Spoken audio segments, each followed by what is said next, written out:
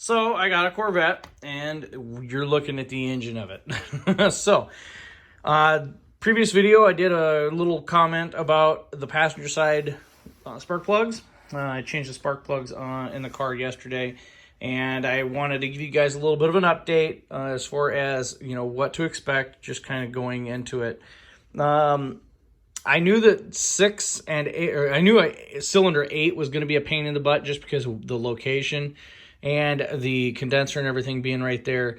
It's kind of a tight fit. So I did go over that in the last video. So if you guys are interested in that, go check that out. So we're on to the driver's side. The driver's side of the car, pretty straightforward. The ASR module here is the only thing I had to remove. There's a steel arm that comes off of it. I did not remove that. I just unbolted. There's 2 bolts in here, 1 bolt in here that attaches to this bracket.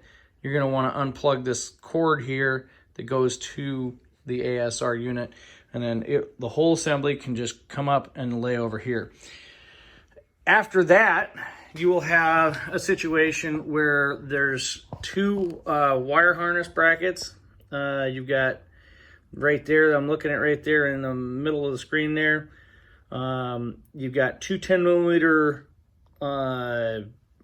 bolts that bolt right into the head. Over here, same situation. You've got 2 10mm bolts. One's behind that little arm there. I was kind of worried that I would have to deconstruct a little bit more to get into there. I didn't have to, so I was very pleased at that. But anyway, kind of getting in there, this whole harness here, you have enough slack to kind of work on the wires and get them removed. I will recommend that if you do have access to it, definitely get a spark plug wire boot remover. Definitely make things a lot easier for you. Make sure that all of your spark plugs are tightened down when you do reinstall them. And when you're taking things apart, just kind of look them over, make sure your spark plugs are doing good. The only tight one was cylinder 7, which is the rear cylinder on this. That was the only tight one. I had some brake lines getting in the way there, down there with my socket wrench, but it was no big deal. I was able to work around it just fine. Cylinder 5 was pretty easy. Cylinder 1 and 3 also were very easy. Cylinder 1 actually was finger tight.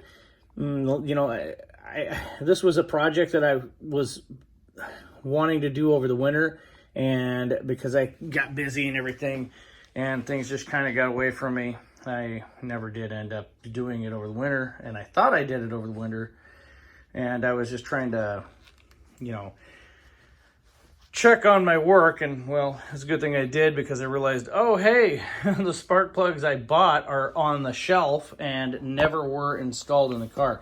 So if you guys have maintenance items, you definitely want to make sure that you're staying up on them. Just try not to forget about them. As far as this car is concerned, runs great. I do have, occasionally a panic attack when I look at the temperature gauge, because C4s like to run hot.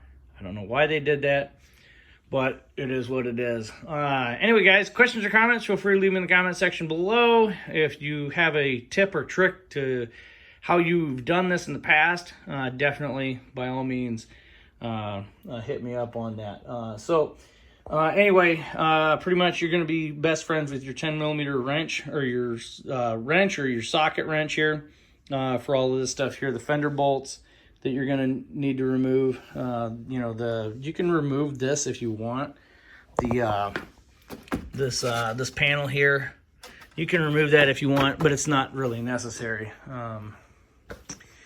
Yeah, that's all I got. So I got a Corvette. This is it. If you guys have any questions or comments, or you like the content, please feel free to share it. And yeah, if you have anything that you want to share in the channel, definitely share it with me, and I might make a video on it. Who knows? Have a good one, guys. I'll catch you in the next one.